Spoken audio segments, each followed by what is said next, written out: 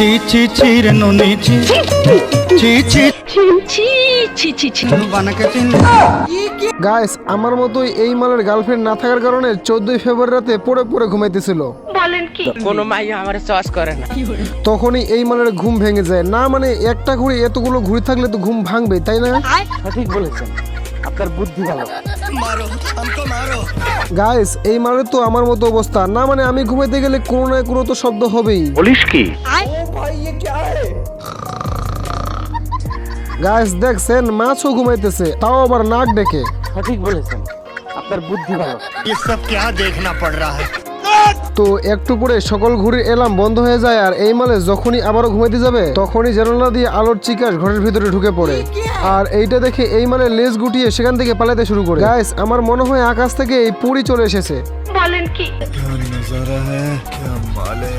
আমি সিঙ্গেল। कोई हमें भी पटा लो।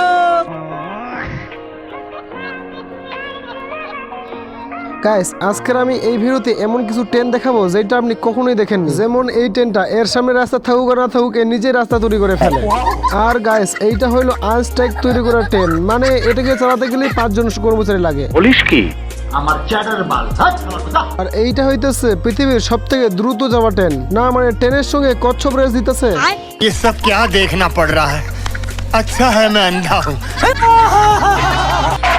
এখন ট্রেন লুট করার জন্য গাছের ভিতর থেকে ডাকাত ও তার কর্মচারী বের হয়ে আসে, কিন্তু শীতের কারণে এই কাঠবিড়ালি 1 মাস ধরে গোসলই করে নাই। এই জন্য শরীরের গন্ধে বন্দুকই অজ্ঞান হয়ে যায়। আর এই ট্রেনটা এতটাই স্পিড চাইতেছে যে রাস্তা ছেড়ে হাওয়ার উপরে উঠে যায়। ये सब क्या देखना पड़ रहा है। अच्छा है मैं अंधा हूँ।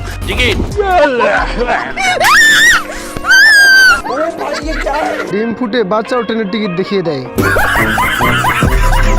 ছি ছি ছি রে ননি ছি ছি ছি ছি ছি ছি ছি বানাকে চিনলে গাইস এইখানে তো কুকুরের পড়ে যাওয়ার কথা, কিন্তু শিয়াল কেমন করে পড়লো? জানি না। তো শিয়াল কুকুরকে কামান দিয়ে উড়িয়ে চাইলেই কুকুর শিয়ালের দিকে কামান ঘুরিয়ে দেয়।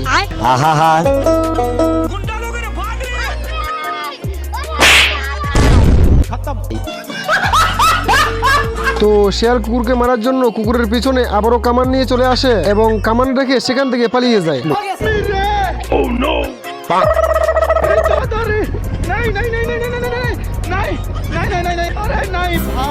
দেখলে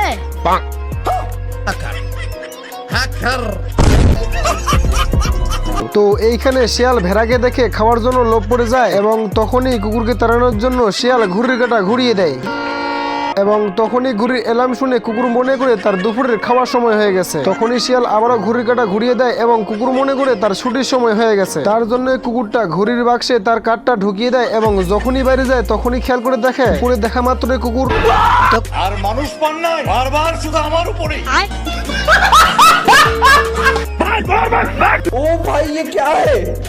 ये सब क्या देखना पड़ रहा है। তো গাইস এই দুই বলদ যেদিক দিয়ে যেতেছিল সেদিক দিয়ে ফাঁকা করে যেতেছিল। তো এই হাসি বাচ্চারা পানিতে লাফ দেয় আর এই দুই বলদ হাসি বাচ্চাকে মারার জন্য গুলি চালাতে শুরু করে। হাঁসের বাচ্চা তখনই পানির ভিতর থেকে এই বলদ দুটার বট ফুটা করে দেয়। তখনই ছোট কুকুর পানি আঁকড়াতে যায়, কিন্তু তার কান দিয়ে পানি বেরোতে শুরু করে। এটা দেখে বড় কুকুর ছোট কুকুরের কান চেপে ধরে, কিন্তু তখনই বড় কুকুরের কান দিয়ে পানি বেরোতে শুরু করে।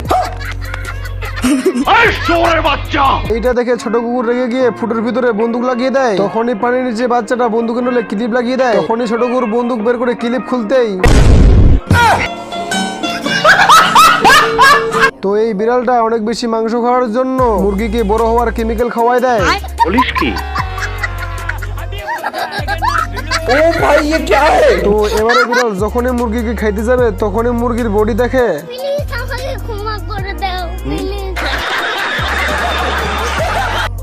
মুরগি তো তার বডি দেখে একেবারে পুরাই অবাক হয়ে যায়।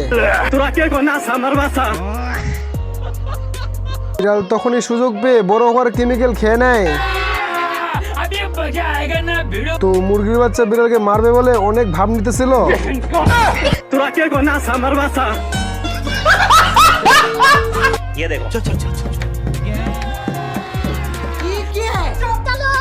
গাইস এইটা হইতেছে একটা মুরগির ফ্যাক্টরি, আর এই মুরগির ফ্যাক্টরির মালিক সকল মুরগির কাছ থেকে একটা করে ডিম সংগ্রহ করতো। তো এই সকল মুরগির ভিতরে যে বেশি বেশি ডিম দিবে তাকে বেশি বেশি করে খাবার খাওয়ানো হবে। তো গাইস দেখুন এই ফ্যাক্টরিতে মুরগির ডিম দেওয়ার পর কত সুন্দর করে পরিষ্কার পরিচ্ছন্ন করা হয়। তো একদিকে মুরগির কাছ থেকে মেশিনগুলো ডিম নিতেছে, আরেকদিকে ডিমগুলো খাঁচায় ভরে বড়দের কাছে যাইতেছে। তখনই একটা মুরগিকে মেশিনের কাছে ডিম পাড়ার জন্য নিয়ে আসা হয়, কিন্তু মুরগিটা কোনো ডিম না দিয়ে লাইন ক্রস হয়ে সেখান থেকে চলে যায়। তো এইটা দেখে বড়দের মুরগিটাকে ডিম পাড়ানোর জন্য পিছিয়ে নিয়ে আসা হয়। তো সবার প্রথম একটা ডিম দেয়, তারপরে ডিমের বন্যা বয়ে দেয়।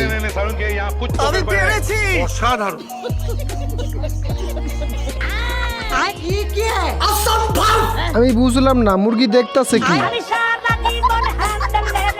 এইবারে বুঝতেছি মুরগ গান গাইতেছে আর সকল মুরগি পাগল হয়ে গান শোনার জন্য দৌড়াইতেছে। তো এই শালার মুরগ এমন গান গাইতেছে যে গান শোনার পর সকল মুরগির মনে প্রেম ফুটতেছে। তো এই ধরনের ইংলিশ গান শুনে একের পর এক মুরগি অজ্ঞান হয়ে যেতে শুরু করে। এইদিকে মুরগি গান শুনে মাটিতে পড়ে যাইতেছে, আর ওইদিকে মুরগির মালিক মুরগিদেরকে খুঁজতেছে। না মানে আজকে সারাদিন একটা মুরগিও ডিম দেয়নি।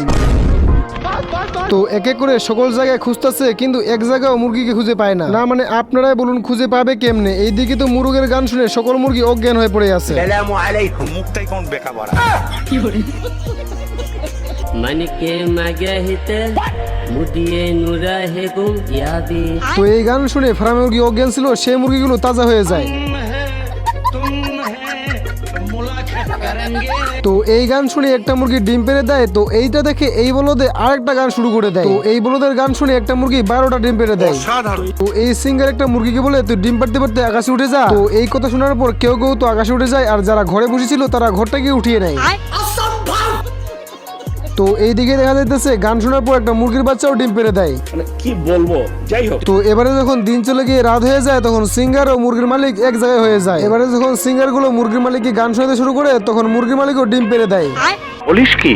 ये सब क्या देखना पड़ रहा है? अच्छा है मैं अंधा हूँ।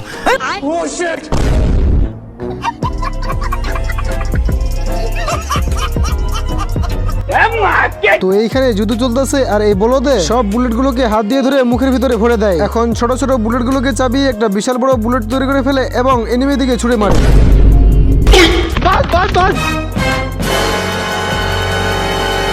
এবারে বিশাল পরিমাণের একটা পাথর মাঝখান থেকে ফেটে দুই ভাগ হয়ে যায়। আবার এই বেটাকে দেখে মনে হইতেছে এইটা একটা বুক ফেলানো পালোয়ান। না মানে তার বুকের সাহায্যে সকল গাছকে মাঝখান থেকে ভেঙে ফেলছে।